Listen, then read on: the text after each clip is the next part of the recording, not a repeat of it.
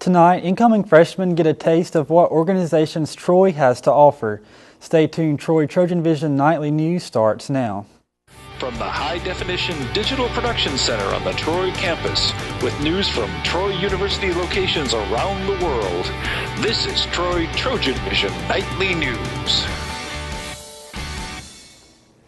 Hello and welcome to Troy TrojanVision Nightly News for June 19th, 2013. I'm Hunter Beck. Thank you for joining us this evening. Troy University's incoming freshmen get their first taste of their new home during the Impact Orientation sessions, and during each session, the new students get a chance to see the variety of organizations that there are to get involved with on campus. Justin McNally explains. Well, round two of Freshman Impact is upon us here at Troy University. Incoming freshmen were in the TC ballrooms today, getting a look at some of the organizations that they could one day be a part of. Well, what we're trying to do at this brow session is to show that SGA is for everybody, that anybody can get involved, anybody can find their place at Troy. And I just think it's great that we have a brow session at Impact so that we can really showcase all of our clubs and organizations. And whether it be a fraternity, sorority, or just a group on campus, everybody was doing their best to sell their organization. We're really fun. We like to have a good time, but we also maintain the highest GPA on campus for 5 years in a row. They're all turning 18. They're becoming legal to vote, and so that's really important, especially since we're having an election coming up. It's really important to just stay politically involved as a citizen of America. But no matter what happens or choices the freshmen may make, people just want them to get involved. I think it's very important, just to meet people and be involved and, build your resume and just have a well-rounded college experience. Go to what you're really interested in, what draws you in personally. Being a freshman at Troy University can be tough. There's a lot of different organizations out there that you may not know about, but after a certain period of time, the organizations swarm to you. Justin McNally, Troy TrojanVision News. There are 2 Impact sessions per week throughout the summer and run through July 15th.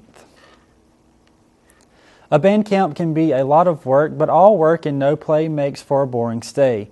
Tuesday night, the students at the Sound of the South Leadership Band Camp had a talent show to relax and have some fun. Felicia Payne has more. While students came to the Sound of the South Leadership Camp to learn how to march with a drum, spin a flag, or conduct a band, that's not the only talents they have. Tuesday night, the camp held its annual talent show, and campers entered with hopes of winning a scholarship. Tonight we had the talent show for the leadership camp. The kids had the opportunity to come on stage and show off their talents, not necessarily that they normally show through color guard or instrumentation or majorette. The winners, we took the top 5. Everyone received a Sound of the South care package, and the winner from the talent show actually receives their camp for the next year paid for. Over 25 students competed, showing off a variety of talents. Some talents you might expect at a talent show, like singing or playing piano, and then some more unique talents, like a comedy act and even a Smeagol impersonation. We had everything from piano and singing. There was a ukulele. We had girls doing step dances. It was great. I mean, anything you can think of, and these kids were out here doing. But at the end of the night, the winner was a sophomore singer who said she didn't expect to win after watching the rest of the acts.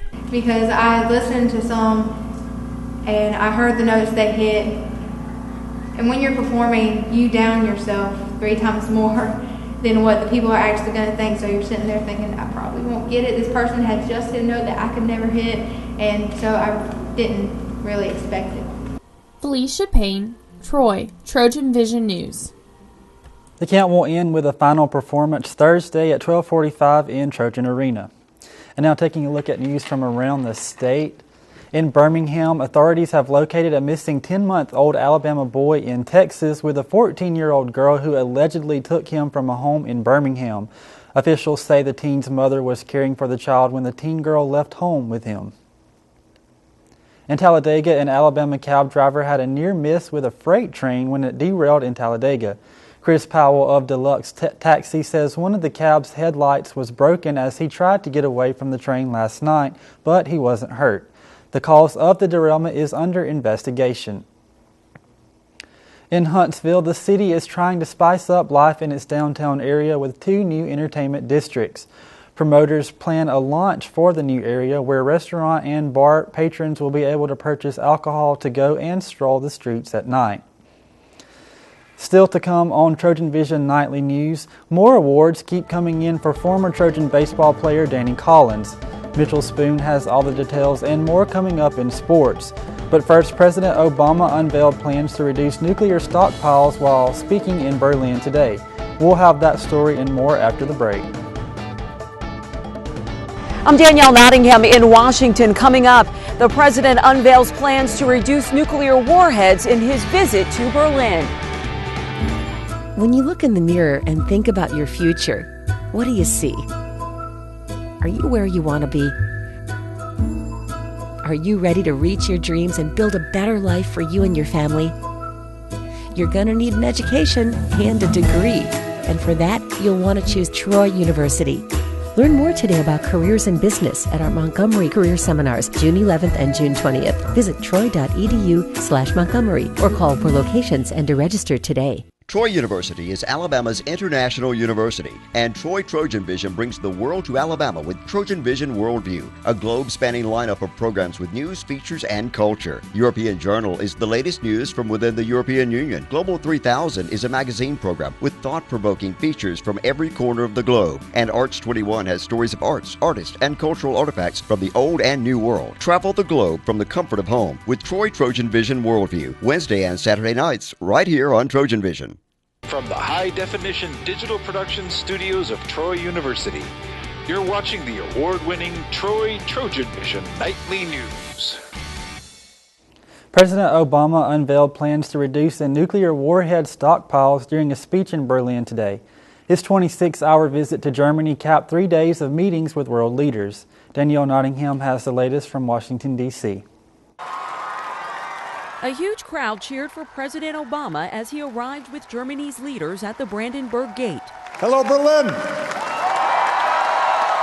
The president delivered his remarks where the Berlin Wall once stood, not far from where President John F. Kennedy made his famous Ich bin ein Berliner speech 50 years ago. But today marked the first time a U.S. president spoke from the east side of the gate, formerly communist territory. We can say here in Berlin, here in Europe, our values won. Openness won, tolerance won, and freedom won. The president used the speech to unveil plans to cut deployed nuclear warheads up to 1/3. I intend to seek negotiated cuts with Russia to move beyond Cold War nuclear postures. From Germany, the president sent a message back here to Capitol Hill. He wants Congress to pass a nuclear test ban treaty. Earlier, the president met with German Chancellor Angela Merkel. Among the issues discussed were Afghanistan and the controversial U.S. electronic surveillance programs that some critics say go too far. This is not a situation where we simply go into the internet and start searching any way that we want. Merkel said it is important to provide a balance between providing security and protecting personal freedoms. Danielle Nottingham, CBS News, Washington. A Taliban attack in Afghanistan has killed 4 U.S. soldiers on the same day Taliban officials pledged to help bring peace to the region. CBS's Alfonso Van Marsh reports from London. Taliban officials opened an office in the Gulf state of Qatar dedicated to bringing peace to Afghanistan. Hours later, Taliban militants claimed responsibility for killing 4 American troops outside the Afghan capital. The attackers hit Bagram Air Base, where U.S. soldiers are part of a NATO-led peacekeeping force. On Tuesday, Afghan troops formally took control of security across Afghanistan, 12 years into the war between insurgents and coalition forces. Fire! The handover comes as the U.S. said it supports peace talks between America, the Islamic militants, and the government of Afghanistan. A U.S. delegation has reportedly arrived in Qatar to start discussions. Ultimately, we're going to need to see Afghans talking to Afghans about how they can move forward and end the cycle of violence there so that they can start actually building their country. But progress is hitting a new glitch. Afghan President Hamid Karzai is refusing to take part in peace talks. He says the Taliban is being given too much legitimacy and his government won't participate unless Afghans are leading the negotiations. Alfonso Van Marsh, CBS News. The House of Representatives voted 228 to 196 to approve a bill that bans nearly all abortions after 20 weeks of conception. The measure was passed largely along party lines. Susan McInnes is in Washington, D.C. with where the bill goes from here. The bill is passed. The House of Representatives, with mostly Republican votes, approved a bill that restricts nearly all abortions after 20 weeks of conception. Now it moves across the Capitol, where its fate has already been sealed. It is dead on arrival in the Senate. The White House and the president will veto it. Despite the bill's inevitable defeat, Republicans say this man is the reason they moved forward on a vote. It is indeed an appropriate response to Kermit Gosnell's House of Horrors. Dr. Kermit Gosnell was convicted of murdering 3 babies after they were born at his Philadelphia abortion clinic. Workers there testified he routinely performed illegal late-term abortions. He is a monster. Democrats say the current law worked and Gosnell is behind bars as a result. One person conspicuously absent from the floor of the House during the bill's debate was its sponsor, Arizona Congressman Trent Franks. Franks sparked controversy last week when he said that rape results in few pregnancies.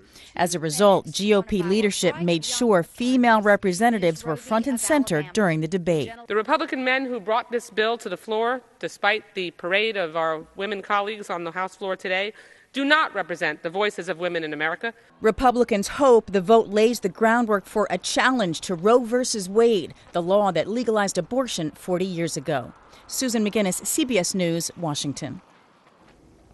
And now Mitchell Spoon joins us for a look at sports. So Mitchell, I understand that former baseball player Danny Collins has yet another award. What else can you tell us about that? He has another award that can go along with his already impressive collection of awards and honors this season. But I'll get more into that starting right now. Sounds good. The honors just keep piling up for former Troy outfielder Danny Collins. On Tuesday afternoon, Collins was named to the American Baseball Coaches Association All-America second team. The announcement came the day after Collins made his professional debut for the Jamestown Jammers, which are the Pittsburgh Pirates' Class A short season affiliate. In his debut, Collins went 2 for 4, including a home run hit for his first at-bat. Collins has accumulated a total of 14 different awards and honors over this season, including the Louisville Slugger First Team All-America and the NCBWA First Team All-America. And head coach Sonny Kirkpatrick and the Troy volleyball program announced the signing of transfer Maria Zelenovic on Tuesday. Zelenovic comes to Troy after playing her first 2 seasons at Lee University in Cleveland, Tennessee. While at Lee, the Serbia native was named an NAIA All-American twice and helped the Flames to 2 appearances in the NAIA Volleyball National Championships. Zelenovic helped lead the program to a 64-14 record in her 2 seasons and 2 Southern States Athletic Conference Tournament championships. A 6'3" outside hitter, Zelenovic recorded 402 kills and hit .265 in 2012. She will enter Troy as a junior and becomes the 6th student athlete to sign with the Trojans for the 2013 season. The women's basketball program announced the promotion of Jennifer Graff from assistant coach to associate head coach on Tuesday. Graff brings 13 years of coaching experience to her new title. She is entering her 2nd season with the Trojans after spending the last 12 seasons at Northwestern State, including the final 8 seasons as head coach. In her first season with the Trojans, Graff helped head coach Shanda Rigby in Troy lead the Sun Belt in scoring, averaging 70 points per game. She also helped the Trojans win its first Sun Belt championship game since 2009 by defeating South Alabama in the first round of the tournament.